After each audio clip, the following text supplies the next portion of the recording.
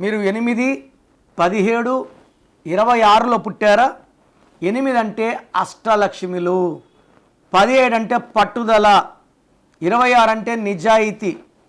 So ఈ సిరీస్లో పుట్టిన వాళ్ళకి పేరు బాగాలేకపోతే సక్సెస్ లేట్ అయిపోతుంది.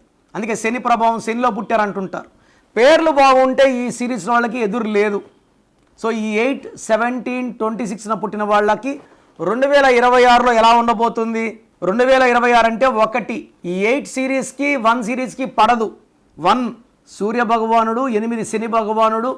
1కి 8కి పడకపోవడం వల్ల పనులు లేట్ అవుతాయి, ఇబ్బందులు, చికాకులు, చింతలు, బాధలు, హెల్త్ ప్రాబ్లమ్స్ క్రీప్ అవుతాయి. ఈ 1/8 ఎఫెక్ట్ వల్ల భార్యాభర్తల మధ్య మిస్అండర్స్టాండింగ్ పెరిగిపోతుంది. సో 8 సిరీస్ వాళ్ళకి పర్టికులర్ 2026లో ఇబ్బందులు పెరగబోతున్నాయి. ఆచితూచి అడుగులేయండి. సో మీ పేరులో బలం ఎంత, అసలు మీ పేరులో వైబ్రేషన్స్ బాగున్నాయా లేవా తెలుసుకోవడానికి మీ full name, calling name, date of birth so నా స్క్రీన్లో కనిపించే నంబర్స్కి వాట్సప్ చేస్తే మీ పేరులో బలం ఎంత ఉంది, మీ పుట్టిన డేట్కి, మంత్కి, ఇయర్కి, మీ బర్త్ నంబర్కి, మీ డిస్ట్రిక్ట్ నంబర్కి మీ పేరులో వైబ్రేషన్స్ మ్యాచ్ అయ్యాయా లేదా.